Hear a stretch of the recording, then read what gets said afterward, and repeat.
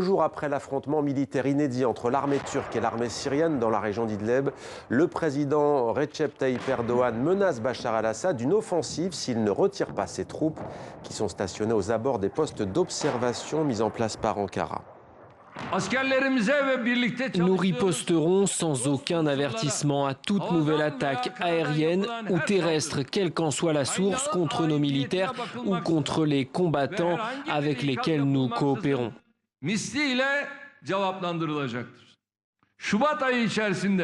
Nous espérons que le régime syrien se retirera au-delà de nos postes d'observation avant la fin du mois de février.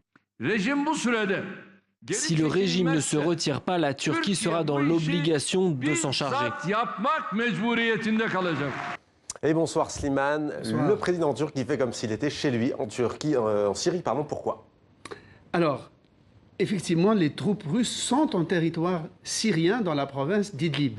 C'est quoi la province d'Idlib? C'est une province frontalière de la Turquie dans laquelle se sont repliés tous les groupes d'opposition syriens au régime, notamment y compris les djihadistes les plus virulents que la Turquie garde au chaud pour envoyer certains d'entre eux déjà en Libye, mais qu'elle veut garder comme pour la négociation future. Et autour de cette province d'Idlib, comme on pourrait le voir sur une carte, il y a des postes militaires turcs, il y a un réseau de postes militaires. Et les Syriens, le gouvernement syrien, excipant de sa légitimité juridique sur son propre territoire, veut investir cette région pour récupérer tout son territoire. Et c'est en voulant l'investir par l'artillerie que l'armée syrienne tue des soldats turcs. Et alors, que demande maintenant la Turquie, qui est à l'intérieur, illégalement à l'intérieur du territoire syrien? Elle demande au gouvernement syrien de se replier, de se retirer d'Idlib pour que l'armée turque puisse opérer tranquillement. Or, premièrement, vous avez vu que Erdogan a donné jusqu'au 20 février au gouvernement syrien pour retirer son armée.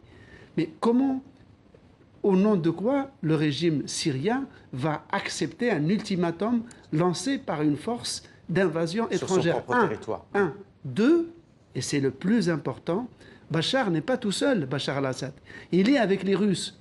Et on voit mal encore les Russes prendre, se camoufler et reculer de ce territoire la queue entre les pattes. Donc la Russie risque de s'affronter directement à l'armée turque. Merci Slimane pour ce décryptage.